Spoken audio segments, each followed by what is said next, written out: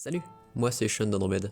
Avant mon changement de sexe dû au contrat avec Netflix, j'ai été envoyé sur l'île d'Andromède me faire attacher pour être noyé vivant par mes camarades, parce que mon frère préférait partir dans l'hémisphère sud. Vous me connaissez peut-être grâce à ma carrière de Rule 34, mais j'ai botté plusieurs culs, car mon frère Iki est souvent trop occupé à être mort pour me sauver. Mon papa est en fait un vieux milliardaire ayant plus de 100 fils à sacrifier, plus fertile que l'on croyait les Asiates. Le réarmement démographique de Macron c'est une blague dans la famille. Enfin bref, je fais partie des 9 survivants parmi mes frères orphelins. Du coup, on a tous été réunis pour s'entretuer, pour qu'une gosse de riche lance une émission télé.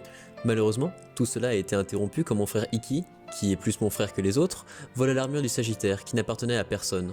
Nous sommes tous partis à sa poursuite, enfin, quand je dis tous, c'est ceux qui savent se battre, Jabu et les autres sont repartis au pôle emploi. Mon frère avait des clones de nous à son service, mais on a quand même réussi à le retrouver et il est tragiquement décédé. Enfin, c'est ce qu'on croyait, car alors qu'on affrontait des chevaliers d'argent, des chevaliers qui ont une meilleure armure mais qui sont clairement la honte de la profession, Iki est revenu pour nous aider, même la mort n'en veut pas.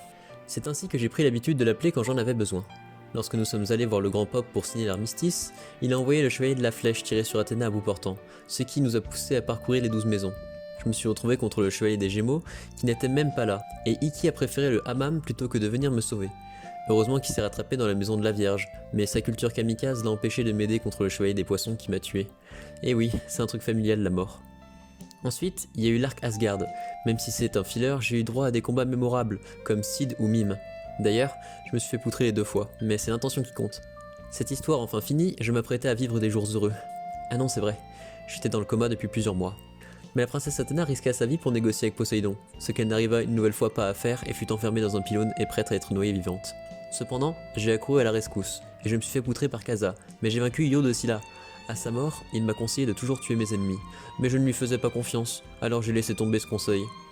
Contre Poséidon, j'étais là, et c'est déjà bien. Puis, Hadès a voulu envahir la Terre, et là c'est un peu mon âge d'or vous savez, mais malheureusement, Athéna n'avait toujours pas installé d'ascenseur au sanctuaire, et du coup on est arrivé trop tard avec les copains, et elle s'est tranchée la gorge. Malheureusement, pour faire pénitence, on a sauté dans le vide et on est arrivé aux enfers. Et là, j'ai appris que j'étais la réincarnation d'Hadès. Et je vous cache pas que j'ai trouvé ça vachement homophobe, mais bon, j'ai tout de même joué le jeu.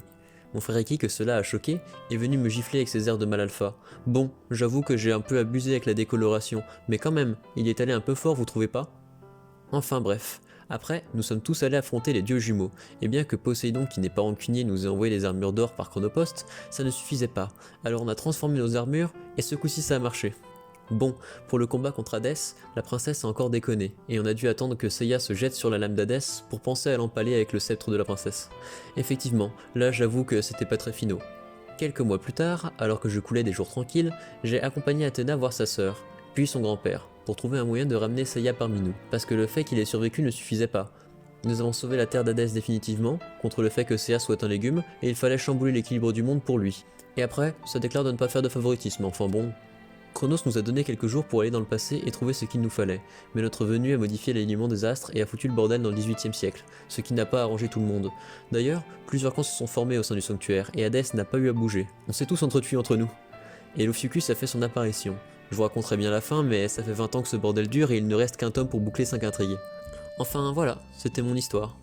Bref, si cette vidéo t'a plu, tant mieux. Si elle ne t'a pas plu, j'en suis désolé. J'essaie chaque jour de m'améliorer, alors laisse une critique constructive. Allez, salut!